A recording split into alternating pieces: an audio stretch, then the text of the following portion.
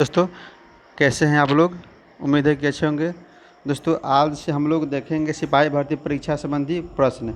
दोस्तों, ये question previous है दोस्तों। 14/4/2010 में जो सिपाही भर्ती परीक्षा हुआ था उससे संबंधित है दोस्तों।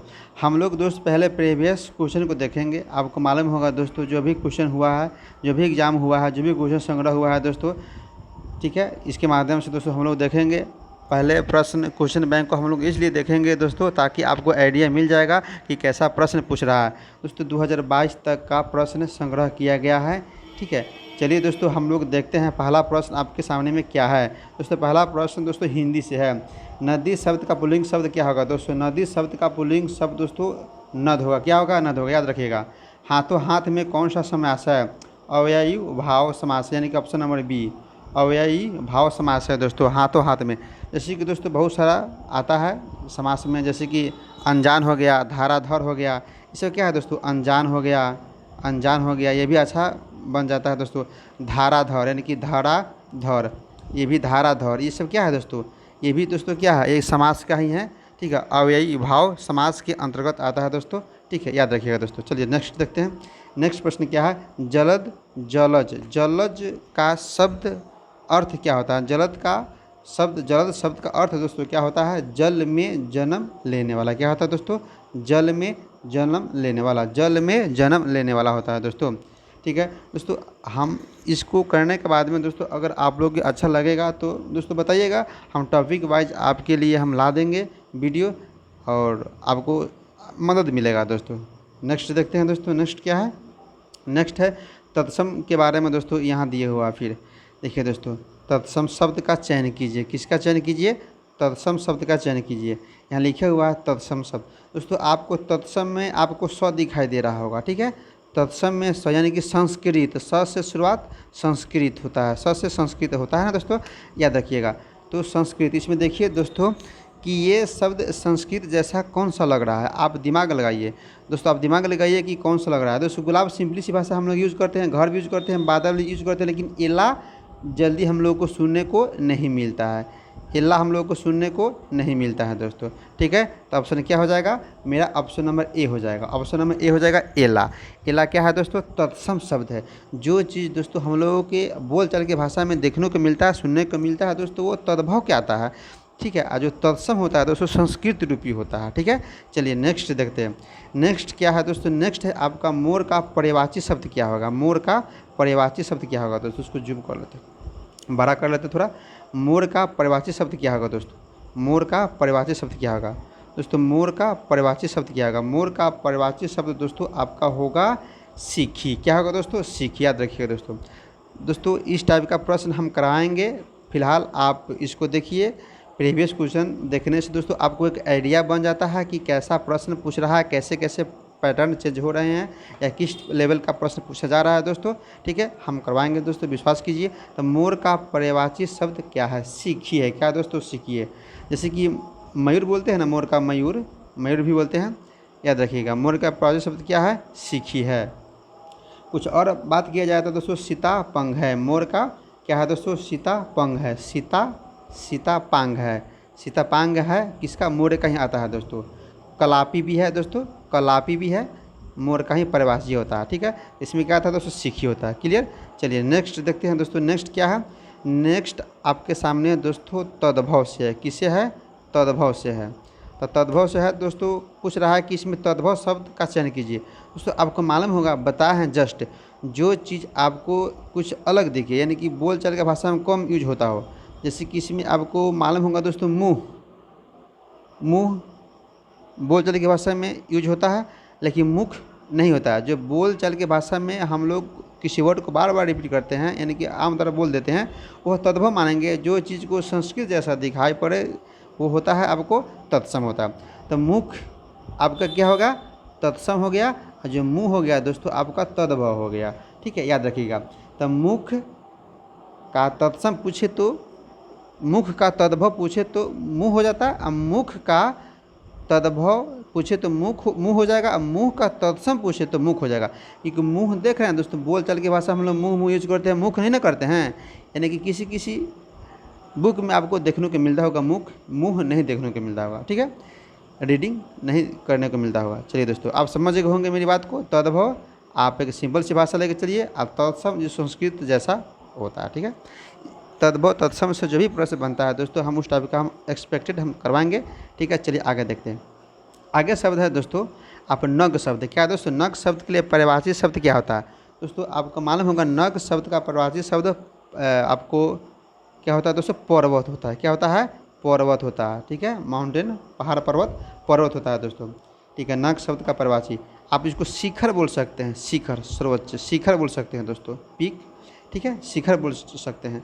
या तुंग बोलिए, तुंग भी होता है दोस्तों, तुंग होगा। और धरणीधर भी होगा दोस्तों, धरणीधर, ठीक है, ठीक है दोस्तों, याद कीजिएगा।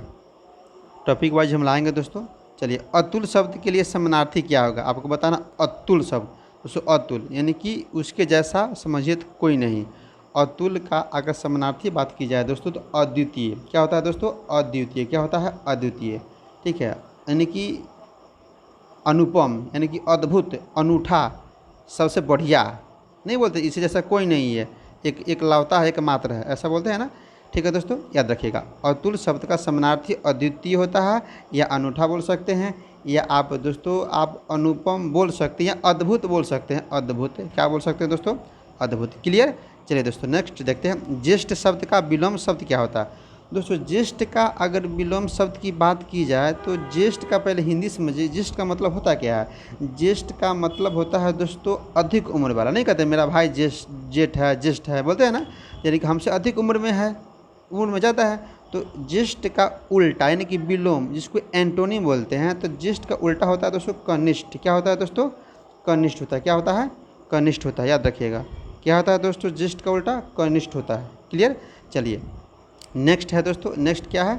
नेक्स्ट आपका है कृपण शब्द का विपरीतार्थक शब्द क्या होता है, यानी कि उल्टा मांग रहा है। इसका देखिए विपरीतार्थक या विपरीत, देखिए दोस्तों भाषा को समझ जाएगा दोस्तों। विपरीतार्थक यानी कि उल्टा, तो कृपण शब्द का विपरीतार्थक शब्द क्या होता है दोस्तों? दाता होता है। क्या होता है? दाता होता है, यानी कि नहीं बोलते हैं विलोम, विलोम बोलते हैं ना, तो कृपण शब्द का विपरीतार्थक या विलोम क्या होगा आपको? दाता होगा, यानी कि जिसको हम लोग दानी भी बोल सकते हैं, दानी भी बोल सकते हैं, है ना।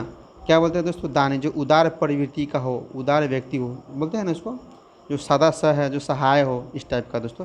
क्लियर? चलिए नेक्स्ट देखते हैं दोस्तों। नेक्स्ट क्या है? 11 नंबर प्रश्न क्या है दोस्तों? 11 नंबर प्रश्न क्या है? 11 नंबर क्वेश्चन है दोस्तों आपको, कौन सा कमल का पर्यायवाची है दोस्तों? कमल का पर्यायवाची कुछ व्यक्ति का भी नाम आपको देखने को मिलता होगा, जैसे कि सरोज हो गया, आपको अरविंद हो गया, है ना, पंकज भी शायद होता है दोस्तों, शायद नहीं होता ही है, ठीक है दोस्तों। आपको नीरज भी होता है दोस्तों कमल का पर्यायवाची, ठीक है। तो कमल का पर्यायवाची अरविंद है, ठीक है दोस्तों, याद रखिएगा। जैसे कि राजीव भी होता है दोस्तों, राजीव भी होता है कमल का पर्यायवाची, आपको दोस्तों बता दो नीरज भी होता है, ठीक है। और शतदल भी होता है, शतदल दोस्तों क्या होता है? शतदल, यानी कि आपको सिंपल सी बात दोस्तों याद रखना है कि कमल का पर्यायवाची अरविंद होता है। क्या होता है दोस्तों? अरविंद होता है, अरविंद होता है, शतदल होता है कमल का पर्यायवाची, राजीव होता है, नीरज होता है, इत्यादि, ठीक है दोस्तों। चलिए नेक्स्ट देखते हैं दोस्तों। नेक्स्ट प्रश्न क्या है दोस्तों? इंग्लिश से प्रश्न है, ठीक है। नेक्स्ट है दोस्तों आपको अब्स्ट्रैक्ट नाउन खोजना, अब्स्ट्रैक्ट फॉर्म खोजना पोलाइट का। दोस्तों पोलाइट का अब्स्ट्रैक्ट फॉर्म की बात की जाए तो दोस्तों आप ग्रामर पढ़े होइएगा तो ये नाउन टॉपिक से आता है दोस्तों, ठीक है। खैर छोड़िए, हमको देखना है कि अब्स्ट्रैक्ट फॉर्म का क्या होता है। पोलाइटनेस हो जाएगा दोस्तों, पोलाइटेड, पोलाइट नहीं, पोलाइटनेस हो जाएगा दोस्तों। इसके बारे में दोस्तों हम बताएंगे आगे, कुछ इंपॉर्टेंट टॉपिक पर हम लेके आएंगे दोस्तों। अभी निश्चिंत रहिए, हम जितना करवा रहे हैं दोस्तों करवाइए, कीजिए, और नोट में नोट कीजिए, नोटबुक में, ठीक है दोस्तों। आइए नेक्स्ट देखते हैं दोस्तों। नेक्स्ट आपके मैथ्स है दोस्तों, तो मैथ को हम लोग स्किप करते हैं। हम कुछ टॉपिक हम लाएंगे ही दोस्तों, आपको बताए ही हैं। अब नेक्स्ट है दोस्तों प्रश्न, बौद्ध धर्म के महान संरक्षण कौन कौन है, ठीक है दोस्तों। तो बौद्ध धर्म का महान संरक्षण कौन है दोस्तों? आप जैन धर्म, बौद्ध धर्म से दोस्तों टॉपिक है, आपको मालूम होगा दोस्तों, आप पढ़े होइएगा तो आपको ये पता चल जाएगा दोस्तों। एक मिनट, कुछ क्वेश्चन इंग्लिश का और छूट गया मेरे ख्याल से, नहीं इधर है दोस्तों, यहाँ पे दोस्तों क्वेश्चन है आपको, give the plural of his, his का प्लूरल बताना है दोस्तों। तो दियर्स हो जाएगा, क्या हो जाएगा दोस्तों? दियर्स। ऐसे में आप कॉमन सेंस लगा सकते हैं। चलिए नेक्स्ट है दोस्तों, pick out the word which is correctly spelled out, यानी कि सॉरी स्पेल्ड, यानी कि आपको देखना कि इन वर्ड में से, इन शब्द में से ये कौन सही है। इमीडिएटली दोस्तों, इमीडिएटली दोस्तों ऑप्शन नंबर सी होगा। ऑप्शन नंबर क्या होगा दोस्तों, इमीडिएटली नहीं सर, इमीडिएटली नहीं, सॉरी ऑप्शन नंबर ए होगा दोस्तों। ऑप्शन नंबर क्या होगा, ए होगा। किसका ए होगा, आपका ये ए होगा, याद रखिएगा। एक मिनट दोस्तों, तो आपको इमीडिएटली होगा, IMEDIATELY, इमीडिएटली इसका आंसर होगा 14 का, सॉरी दोस्तों, इमीडिएटली होगा दोस्तों, ठीक है, रखिएगा। Option number A immediately option number A होगा दोस्तों। सही करेक्ट करना था, इसमें से सही कौन है दोस्तों, उसको देखना था, ठीक है, इमीडिएटली याद रखिएगा। नेक्स्ट है दोस्तों बैगेज यानी कि बैग एंड बैगेज दोस्तों फ्रेज होता है, आप पढ़े होइएगा। बैग एंड बैगेज यानी कि दोस्तों बैगेज शब्द यानी कि इसमें से कौन है, BE से दोस्तों होगा ही नहीं, काट दीजिए इसको, BE से होगा नहीं, इसको काट दीजिए, तो एक मेरा कट गया। तो बैगेज ये भी नहीं होगा दोस्तों, बैगेज BAGGAGE होना चाहिए, तो ऑप्शन नंबर इसका ए होगा दोस्तों, BAGGAGE होगा, तो इसमें ई नहीं आएगा, याद रखिएगा दोस्तों। मैथ्स से कुछ प्रश्न हैं, इसको हम लोग छोड़ते हैं, आगे देखेंगे दोस्तों। अब आते हैं हम लोग 20 के बाद में 21, 22, 23, ठीक है दोस्तों। ये प्रश्न दोस्तों आपको GK GS आपका जो दोस्तों ये पॉलिटी से प्रश्न है दोस्तों, पॉलिटी से, संविधान से दोस्तों। चलिए दोस्तों हम देखते हैं कैसा प्रश्न है। प्रश्न है दोस्तों, निम्नलिखित में से कौन वित्त विभाग से लेकर के वायसराय की कार्यकारिणी परिषद में सम्मिलित हुआ था। तो वित्त विभाग से लेकर के कार्यकारिणी परिषद में सम्मिलित हुआ था, इसको बताना है। तो दोस्तों ये कौन थे, इनके बारे में दोस्तों हमको जानना है। तो दोस्तों ये लियाकत अली थे दोस्तों, ये लियाकत अली थे, ये वायसराय की कार्यकारिणी परिषद में सम्मिलित तो हुए थे, ठीक है दोस्तों, याद रखिएगा, लियाकत अली थे। तो 1946 में निम्नलिखित में से कौन सा वित्त विभाग से लेकर वायसराय की कार्यकारिणी परिषद में सम्मिलित थे, तो लियाकत अली थी दोस्तों। आपको दोस्तों ये स्टार्टिंग में आपको पढ़ाया जाता है संविधान सभा का, ये टॉपिक है दोस्तों, टॉपिक का नाम है संविधान सभा, ठीक है। चलिए दोस्तों नेक्स्ट देखते हैं दोस्तों। नेक्स्ट है 27 नंबर कि बौद्ध धर्म के महान संरक्षक कौन थे। दोस्तों बौद्ध धर्म के महान संरक्षण, ठीक है, तो बौद्ध धर्म के महान संरक्षण की दोस्तों बात की जाए तो आपको अशोक भी थे। अशोक के समय में दोस्तों बौद्ध संगीति कराई गई थी, कनिष्क के भी समय में कराई गई थी दोस्तों, ये भी थे। तो एक दो किस्में हैं दोस्तों, बी में भी है और सी में भी है, डी में भी है, ठीक है। तो बात की जाए दोस्तों हर्षवर्धन के, तो दोस्तों हर्षवर्धन भी थे, ठीक है, तो ऑप्शन नंबर हो जाएगा सी। तो बौद्ध धर्म आप ऐसे याद कीजिए ना दोस्तों, आप अशोक के समय में भी हुआ था बौद्ध संगीति, कनिष्क के समय में हुआ था, हर्षवर्धन के भी समय में दोस्तों आपको मालूम होगा कि बौद्ध धर्म से संबंधित ये भी हैं। चलिए दोस्तों नेक्स्ट देखते हैं। नेक्स्ट क्या है दोस्तों, नेक्स्ट है आपको निम्नलिखित में से कौन royal commission on public services in India 1912 का सदस्य नहीं था। बहुत ही बेहतरीन प्रश्न है दोस्तों, ठीक है। Royal commission on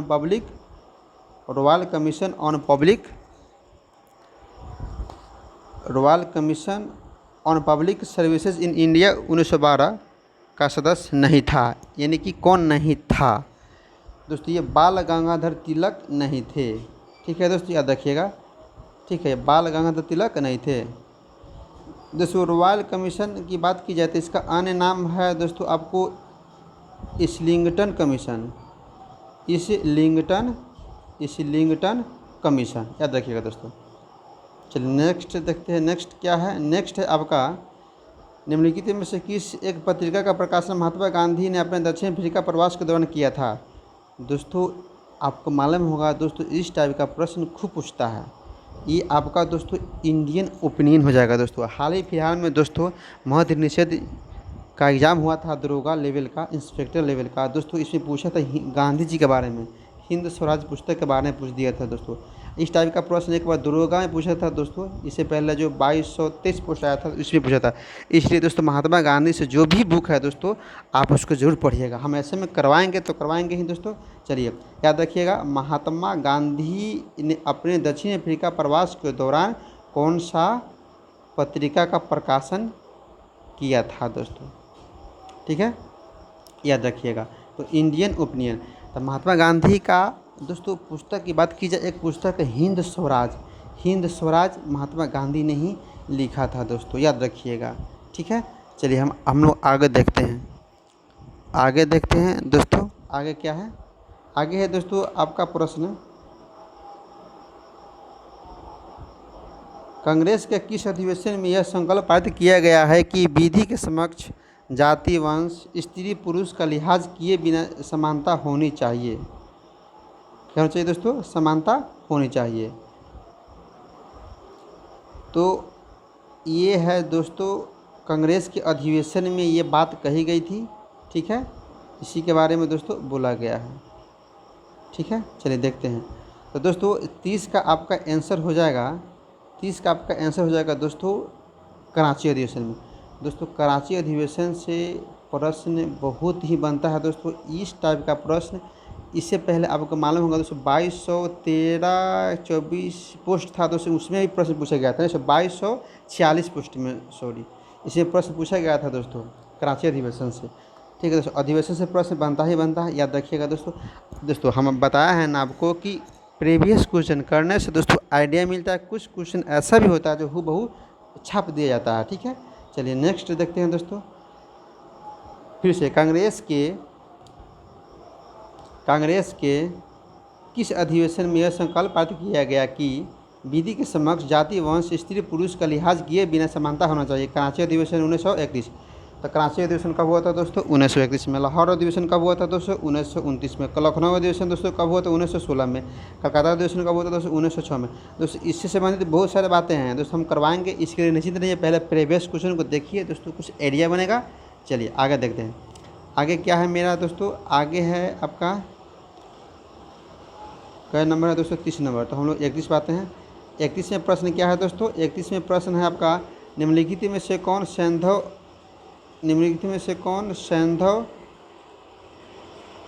picture clear नहीं आ रहा है दोस्तों, चलिए कोशिश करते हैं। निम्नलिखित में से कौन सा सैंधव स्थल पंजाब में है। दोस्तों आपको मालूम होगा दोस्तों ये हड़प्पा सभ्यता से संबंधित प्रश्न है। किसे दोस्तों, हड़प्पा सभ्यता से संबंधित है, यानी कि सिंधु घाटी सभ्यता से दोस्तों प्रश्न है।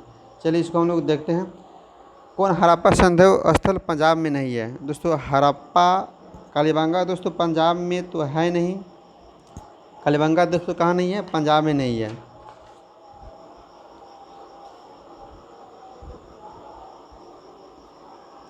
आपको बात की जाए हड़प्पा, रहमानगढ़ी, सरायखोला, जलीलपुर, हमको तो दोस्तों मोहनजोदड़ो ये भी नहीं है, कालीबंगा तो है नहीं, मोहनजोदड़ो आ गया दोस्तों मेरे। अगर बात किया तो डी होगा दोस्तों, हड़प्पा, रहमानगढ़ी, सरायखोला और जलीलपुर, ठीक है दोस्तों। आप इसको दोस्तों पढ़िएगा ध्यान से कि सिंधु सभ्यता स्थल पंजाब में है, तो कौन नहीं है ऐसे छाँटिएगा। हाँ कालीबंगा तो नहीं है, राजस्थान में है। मोहनजोदड़ो भी नहीं है, मोहनजोदड़ो दोनों में दिया हुआ है दोस्तों, ऑप्शन बी सी में भी है ही नहीं। तो ऑप्शन में क्या हो जाएगा आपका, ऑप्शन में आपका दोस्तों डी हो जाएगा कि पंजाब में है हड़प्पा, रहमानगढ़ी, सरायखोला, जलीलपुर। दोस्तों इस टाइप का जो बात जो लिखा हुआ है दोस्तों जगह का नाम दोस्तों आपको 12th के बुक में देखने को मिलेगा, ठीक है, हिस्ट्री में। चलिए, महान शहीद भगत सिंह, सुखदेव, राजगुरु को जब फांसी दी गई तब भारत का वायसराय कौन था। बहुत ही बेहतरीन प्रश्न है दोस्तों। भगत सिंह के बारे में, सुखदेव जी के बारे में हर किसी को पता होगा कि भगत सिंह, सुखदेव, राजगुरु को जब फांसी दी गई थी तब भारत का वायसराय कौन था, ठीक है दोस्तों। Option number 1921 B, Lord Irwin. Lord Irwin था दोस्तों, तो लॉर्ड इरविन था दोस्तों, उसका लॉर्ड इरविन कार्यकाल 1926 से 1931 था दोस्तों, ठीक है। तो यानी कि 23 मार्च 1931 को जब तीनों आदमी को, तीनों जो शहीद हुए, भगत सिंह, सुखदेव, राजगुरु, है ना, तो इसी समय लॉर्ड इरविन जो था ना भारत का वायसराय हुआ करते थे। ठीक है दोस्तों, चलिए नेक्स्ट देखते हैं। नेक्स्ट प्रश्न क्या है, ब्रह्मा समाज का संस्थापक कौन था? ब्रह्मा समाज का संस्थापक कौन था दोस्तों? तो दोस्तों ब्रह्मा समाज का संस्थापक कौन था? तो राजा राम मोहन राय थे। कौन है दोस्तों? राजा राम मोहन राय है दोस्तों। राजा राम मोहन राय है दोस्तों ब्रह्मा समाज का संस्थापक। दोस्तों ब्रह्मा समाज की स्थापना की बात की दोस्तों 1828 में हुआ था। 1828 में हुआ था दोस्तों ब्रह्मा समाज का स्थापना। कहाँ हुआ था दोस्तों? कोलकाता में हुआ था। कलकत्ता में हुआ था दोस्तों, याद रखिएगा, कलकत्ता में हुआ था, याद रखिएगा दोस्तों। तो देवेंद्र नाथ टैगोर ने तत्वबोधिनी नामक पत्रिका भी निकाला था दोस्तों। तो एक तत्वबोधिनी तत्वबोधिनी नामक पत्रिका कौन निकाला था दोस्तों? देवेंद्र नाथ टैगोर ने निकाला था।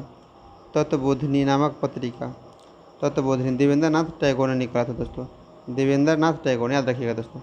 चलिए नेक्स्ट देखते हैं दोस्तों, गौतम बुद्ध कहाँ पैदा हुए थे दोस्तों? गौतम बुद्ध कहाँ पैदा हुए थे दोस्तों? इस बार दोस्तों बौद्ध धर्म से भी प्रश्न, गौतम बुद्ध कहाँ पैदा हुआ था दोस्तों? सारनाथ में तो उपदेश दिए थे, इलाहाबाद में तो कोई है नहीं, लुम्बिनी में, कपिलवस्तु में होगा या लुम्बिनी में होगा दोस्तों। अब ऑप्शन दोस्तों छांटने का प्रयास करेंगे तब का प्रश्न मिल जाएगा। तो गौतम बुद्ध दोस्तों लुम्बिनी में जन्म लिए थे। कहाँ जन्म लिए थे दोस्तों? लुम्बिनी में जन्म लिए थे। कौन? गौतम बुद्ध लुम्बिनी में जन्म लिए थे, नहीं कहाँ पैदा हुए थे दोस्तों। आपको मालूम होगा दोस्तों 563 BC में दोस्तों ये जन्म लिया और 483 BC में मर गए दोस्तों। जब मरे तो उसके बाद में एक अजातशत्रु ने बौद्ध संगीति करवाई थी दोस्तों, याद रखिएगा, 483 में ही। ठीक है, चलिए बुद्ध चरित्र का लेखक कौन है दोस्तों? देख रहे हैं दोस्तों हर टाइप का प्रश्न देखने को मिल रहा है, पुस्तक से 2 प्रश्न मानिए तो चल रहा है। तो बुद्ध चरित्र के लेखक कौन है दोस्तों? बुद्ध चरित्र के लेखक दोस्तों अशोकसेन होगा। कौन है दोस्तों? बुद्ध चरित्र के लेखक कौन है दोस्तों? अशोकसेन होगा। दोस्तों कालिदास के दोस्तों मालवाणी मित्र में रघुवंश में बहुत सारा पुस्तक है दोस्तों। चलिए बुद्ध चरित्र के लेखक कौन है दोस्तों? अशोक घोष है। बुद्ध चरित्र के लेखक कौन है दोस्तों? अशोक घोष है। आपको मालूम होगा दोस्तों बुद्ध चरित्र को बौद्ध धर्म यानी कि बौद्ध काल का रामायण कहा जाता है। बुद्ध चरित्र का लेखक कौन था? अशोक घोष था। तो बुद्ध चरित्र को बौद्ध धर्म का रामायण कहा जाता है। ये रामायण कोई ग्रंथ है, समझिए कि यानी कि इसी जैसा बुद्ध चरित्र भी है। ठीक है, रामायण कहा जाता है, बुद्ध चरित्र का बौद्धों का रामायण कहा जाता है। ठीक है, याद रखिएगा दोस्तों, ठीक याद रखिएगा। अशोक घोष पाटलिपुत्र के निवासी थे। अशोक घोष कहाँ के निवासी थे दोस्तों? पाटलिपुत्र के निवासी थे दोस्तों। पाटलिपुत्र के निवासी थे अशोक घोष, याद रखिएगा। सिंधु घाटी के निवासियों को किस धातु का ज्ञान नहीं था दोस्तों? सिंपल सी बात है, आप दिमाग लगाइए, किसका नहीं था? गोमेद, सौराष्ट्र, चांदी, तांबा, सोना था, लेकिन दोस्तों लोहा नहीं था। लोहा दोस्तों नहीं था। सिंधु सभ्यता को लोगों को लोहा के बारे में जानकारी नहीं था। ठीक है, लोहा का जानकारी नहीं था, याद रखिएगा दोस्तों। चलिए नेक्स्ट देखते हैं दोस्तों। नेक्स्ट है दिल्ली के किस सुल्तान ने घोड़ों को दागने की प्रथा प्रारंभ की थी दोस्तों? ये प्रश्न ही पूछे हुआ है दोस्तों, यानी कि दोस्तों ये प्रश्न प्रीवियस क्वेश्चन करने से दोस्तों आपको आइडिया मिल जाएगा। आपको ये प्रश्न दरोगा एग्जाम में काम आएगा, हर बिहार के एग्जाम में काम आएगा दोस्तों। ठीक है, चलिए आइए। सुल्तान ने घोड़ा दागने की प्रथा शुरू की, किसने की दोस्तों? इल्तुतमिश ने की थी। किसने की थी दोस्तों? अलाउद्दीन खिलजी ने की थी दोस्तों। अलाउद्दीन खिलजी ने घोड़ा दागने की प्रथा शुरू की थी। अलाउद्दीन खिलजी ने, किसने किया था दोस्तों? अलाउद्दीन खिलजी ने घोड़ा दागने की प्रथा शुरू की थी। अलाउद्दीन खिलजी ने घोड़ा दागने की प्रथा शुरू की थी। ठीक है दोस्तों, चलिए चालुक्य वंश की राजधानी थी वातापी या कनौज या मान्यखेत या कराची, याद रखिएगा दोस्तों। तो बात की जाए कौन है दोस्तों? तो आपको बात की जाए चालुक्य वंश की राजधानी कौन है दोस्तों? बताइए। ये आपको वातापी होगा। कौन है दोस्तों? चालुक्य वंश की राजधानी कहाँ थी दोस्तों? वातापी होगा। ठीक है, कौन होगा दोस्तों? वातापी होगा। चालुक्य दोस्तों ये सीधे चालुक्य पूछा है नहीं, तो वातापी मारिएगा दोस्तों। ठीक है, बेंगी भी है। चलिए आगे देखते हैं, आगे क्या है दोस्तों? आगे है आपका प्राचीन भारत में निम्नलिखित में से किस शासक ने जैन धर्म स्वीकार कर संन्यास ले लिया था? आपको मालूम होगा दोस्तों चंद्रगुप्त मौर्य। दोस्तों चंद्रगुप्त मौर्य अपने जो इनका जो आध्यात्मिक गुरु था, इनके साथ ये चले गए थे दक्षिण भारत के क्षेत्र में।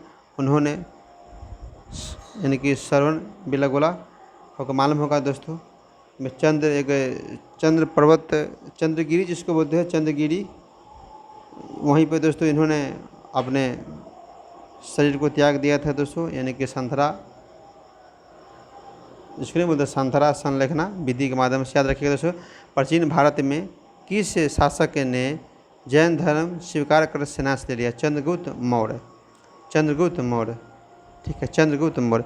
निम्नलिखित में से कौन सा एक युग सम्मिलित नहीं है? यानी कि ये 1857 के क्रांति से दोस्तों प्रश्न है। कहाँ से कौन विद्रोह किया था, कौन नेतृत्व किया था, ठीक है, इससे संबंधित है दोस्तों। चलिए आगे देखते हैं। इलाहाबाद से दोस्तों बात की जाए तो ये कुंवर सिंह नहीं है। कुंवर सिंह दोस्तों इनका संबंध जो है ना बिहार से है। चलिए देखते हैं। कानपुर से नाना साहब सही है, झांसी से लक्ष्मीबाई सही है, ग्वालियर से तात्या सही है, इलाहाबाद से ये नहीं है, ठीक है, इलाहाबाद से ये नहीं है। इलाहाबाद से दोस्तों लियाकत अली है। कौन है? अली साहब। इलाहाबाद में अली अली अली अली लियाकत अली थे दोस्तों। लियाकत अली थी इलाहाबाद से। 1857 क्रांति का नेतृत्वकर्ता कौन था दोस्तों? कानपुर से नाना साहब, झांसी से लक्ष्मीबाई, झांसी से कौन है दोस्तों? लक्ष्मीबाई। ग्वालियर से तात्या टोपे, इलाहाबाद से कौन है? इलाहाबाद से कौन है दोस्तों? इलाहाबाद से कौन है? अभी बोले हैं लियाकत अली। अगर बात करें तो वीर कुंवर जी के बारे में, तो ये बिहार से थे, आपको मालूम है। चलिए आगे देखते हैं। आगे है दोस्तों आपका प्रश्न, ड्रैक्सबर्ग किस देश का एक प्रसिद्ध पर्वत है? ये पर्वत है दोस्तों, पर्वत का नाम है ड्रैक्सनबर्ग। ड्रैक्सबर्ग है दोस्तों, ये पर्वत है। ये किस देश में है? आपको दोस्तों ड्रैक्सनबर्ग दोस्तों आपको अमेरिका में पड़ता, अफ्रीका में पड़ता है। तो दोस्तों यही अफ्रीका होगा, तो दक्षिणी अफ्रीका में होगा दोस्तों, अफ्रीकी संघ यानी कि अफ्रीका में होगा। ड्रैक्सनबर्ग किस देश का प्रसिद्ध पर्वत है दोस्तों? तो दक्षिणी अफ्रीकी संघ का, दोस्तों याद रखिएगा। चलिए नेक्स्ट देखते हैं। अधिकतर भारतीय किस समूह से हैं? अधिकतर भारतीय किस समूह से? तो दोस्तों ये हड़प्पा सभ्यता आप पढ़े होइएगा दोस्तों, तो एस्ट्रोलॉयड, ये सब सुनने को मिलता होगा। मंगलवाइड, एस्ट्रोलॉयड, निग्राइड, अल्पानी, सब चीज़ दोस्तों ये जाति का नाम था। तो ये पूछा कि अधिकतर भारतीय किस समूह से थे? अधिकतर भारतीय किस समूह से थे दोस्तों? तो काकेशियन समूह से थे, काकेशियन समूह से थे, ठीक है। तो निग्रोइड दोस्तों आपको दक्षिण भारत था, साउथ दक्षिण की ओर था, ठीक है दोस्तों, याद रखिएगा। यानी कि दोस्तों इसको भी हम लोग दोस्तों बात करें तो अल्पाइन एवं भूमसागरीय में बांटा जा सकता है, ऐसा। चलिए दोस्तों याद रखिएगा, अधिकतर भारतीय किस समूह से हैं? काकेशियन समूह से थे, याद रखिएगा।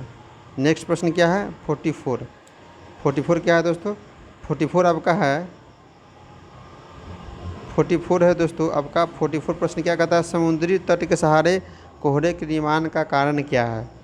अब साइंस से प्रश्न आ गया दोस्तों, समुद्री तट के सहारे कोहरे के निर्माण के कारण क्या है? तो दोस्तों अभिवहन कि समुद्री तट के सहारे कोहरे के निर्माण के कारण अभिवहन है दोस्तों, ठीक है। ऊष्मा से संबंधित प्रश्न है दोस्तों ये। चलिए आइए नेक्स्ट देखते हैं दोस्तों। याद रखिएगा, समुद्री तट के सहारे कोहरे का निर्माण के कारण क्या दोस्तों? अभिवहन है। हिमालय पर्वतमाला में उत्तर से दक्षिण की ओर जाते हुए पर्वत तरों की अनुक्रम बताइए। उत्तर से दक्षिण, नीचे की ओर दोस्तों, मान के चलिए ये नॉर्थ है तो ये साउथ है, ठीक है। उत्तर से दक्षिण की ओर बताना है क्रम। तो दोस्तों आपको चार्डिंग, सिम्पकी, अमूलिंग याद रखिएगा दोस्तों। क्या है दोस्तों? आपको चार्डिंग, सिम्पकी और मूलिंग याद रख लीजिएगा दोस्तों। ये पर्वतमाला का क्रम है। गंगा नदी की सहायक नदी में उत्तर की ओर बहने वाली नदी कौन है? जैसे कि गंगा की जो सहायक नदी है उसमें जो उत्तर की ओर बहने वाली नदी कौन है? उत्तर की ओर आपको मालूम होगा दोस्तों, गंगा नदी बहती है, तो उत्तर की ओर सहायक नदी कौन है? ठीक है, उत्तर की ओर सहायक नदी कौन है ये देखना है आपको, ठीक है। दोस्तों तो बात करें तो सोन है, उत्तर की ओर सहायक नदी कौन है? सोन है। कौन है? सोन है दोस्तों, याद रखिएगा। तो उत्तर की ओर सहायक नदी कौन है दोस्तों? सोन नदी है। सोन नदी कहाँ से निकलती है दोस्तों? अमरकंटक से निकलता है। भारत में शुष्क खेतों के अंतराल, भारत में शुष्क खेतों के अंतर्गत एक प्रमुख निम्नलिखित फसल कौन सा है? शुष्क, शुष्क बोला है दोस्तों, याद रखिएगा। तो भारत में शुष्क खेती के अंतर्गत प्रमुख फसल आपका बाजरा है। क्या है दोस्तों? बाजरा है।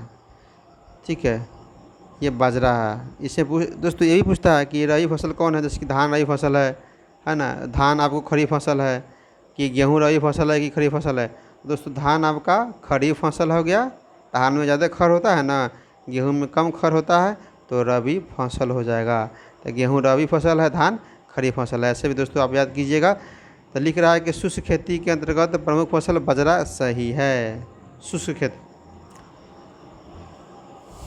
आइए दोस्तों 48 है, 48 नंबर क्या कहता है क्वेश्चन? कहता है कि दोस्तों निम्नलिखित नदी समूहों में से किस समूह की नदियाँ का उद्गम मानसरोवर झील के निकट हुआ है? मानसरोवर झील के निकट ब्रह्मपुत्र हो गया, सतलुज सिंधु, ब्रह्मपुत्र सतलुज सिंधु, याद रख लीजिए दोस्तों। चलिए नेक्स्ट, उत्तर से दक्षिण की ओर जाते हुए पर्वत श्रेणी का कौन सा अनुक्रम सही है? उत्तर से दक्षिण की ओर, उत्तर से दक्षिण की ओर। तो दोस्तों उत्तर की दक्षिण की ओर बात की जाए तो दोस्तों पहले ऑप्शन से देखते हैं, उत्तर से दक्षिण की ओर, पूर्व से पश्चिम, उत्तर से दक्षिण। उत्तर से दक्षिण की ओर दोस्तों बात की जाए तो सोन पर्वत, कैमूर पर्वत, रामगढ़ पर्वत, सोन पर्वत, कैमूर पर्वत, रामगढ़ पर्वत। दोस्तों ये एक लेखा से मैप का प्रश्न जियोग्राफी से। चलिए नेक्स्ट देखते हैं दोस्तों। नेक्स्ट है, भारत का अन्य आर्थिक क्षेत्र संलग्न क्षेत्र के आगे समुद्र में कितनी दूरी तक है? दोस्तों आपको 9th 10th का बुक में मिलेगा जियोग्राफी में, ठीक है, 50 हो जाएगा दोस्तों। ये आपको प्रश्न मिल जाएगा दोस्तों। 9th 10th का बुक में दोस्तों देखने को मिलता है 200 समुद्री मील अन्य आर्थिक क्षेत्र। दोस्तों आप पढ़िएगा ना दोस्तों, तो ये सर्किल में घेरा हुआ होगा, याद रखिएगा। हम पढ़े हैं दोस्तों, ठीक है, अभी भी याद है, पढ़ाते भी हैं, याद रहेगा ही। अब भारत का अन्य आर्थिक क्षेत्र जो है आपका संलग्न क्षेत्र के आगे समुद्र में कितनी दूरी तक है? ठीक है, 200 समुद्री मील है। ठीक है दोस्तों, याद रखिएगा इसको, ठीक है। नेक्स्ट है दोस्तों निम्नलिखित, दोस्तों इतना ही करके दोस्तों छोड़ देते हैं, फिर बाद में करेंगे, बाकी क्वेश्चन बाद में करेंगे दोस्तों। नेक्स्ट वीडियो में इसको लाएंगे दोस्तों, पार्ट 2 लाएंगे, ठीक है।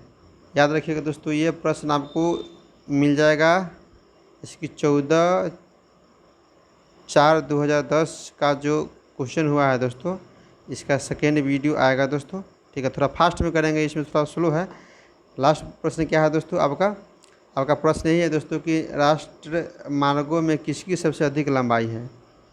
दोस्तों ऑप्शन के अकॉर्डिंग बात की जाए दोस्तों तो कोलकाता हजीरा नहीं, हाँ कोलकाता हजीरा का होगा दोस्तों, कोलकाता हजीरा का होगा, ठीक है, ऑप्शन के अकॉर्डिंग। चलिए दोस्तों नेक्स्ट है दोस्तों, नेक्स्ट है भारत का देशांतरीय विस्तार क्या है? ठीक है, आपको मालूम होगा दोस्तों भारत के बारे में, है ना। आपको मालूम होगा कि भारत का विस्तार कहाँ तक फैला हुआ, 68 डिग्री 7 मिनट पूर्व से लेकर 97 डिग्री 25। ऑप्शन नंबर दोस्तों बी हो जाएगा। दोस्तों आपको मैप से प्रश्न है जियोग्राफी का दोस्तों, मैप के थ्रू आप लोग दोस्तों पढ़िए, अच्छा रहेगा जियोग्राफी। तो 68 डिग्री 7 मिनट पूर्व से लेकर के 97 डिग्री 25। दोस्तों आपको याद रखना है, पूरब जो दिशा है ना दोस्तों, उसको याद रखना है। इसमें देख रहे हैं आप, कन्फ्यूज करने वाला प्रश्न है, पूरब ईस्ट, याद रखिएगा दोस्तों। 68 डिग्री 7 मिनट पूर्व से लेकर के 97 डिग्री 25 मिनट पूर्व तक फैला हुआ भारत का देशांतरीय विस्तार। ठीक है दोस्तों, भारत मेरा इधर है, आपको मालूम होगा दोस्तों, इसलिए इधर से ताकिएगा तब पूरब, ठीक है, याद रखिएगा दोस्तों। चलिए आगे दोस्तों नेक्स्ट वीडियो में हम लोग देखेंगे, ठीक है। चलिए धन्यवाद, इसको दोस्तों रिवीजन करते रहिए, याद करते रहिए। हम अच्छा सा वीडियो लेके आएंगे दोस्तों, आएंगे ज़रूर आएंगे, इसलिए इसको रिवीजन करते रहिए।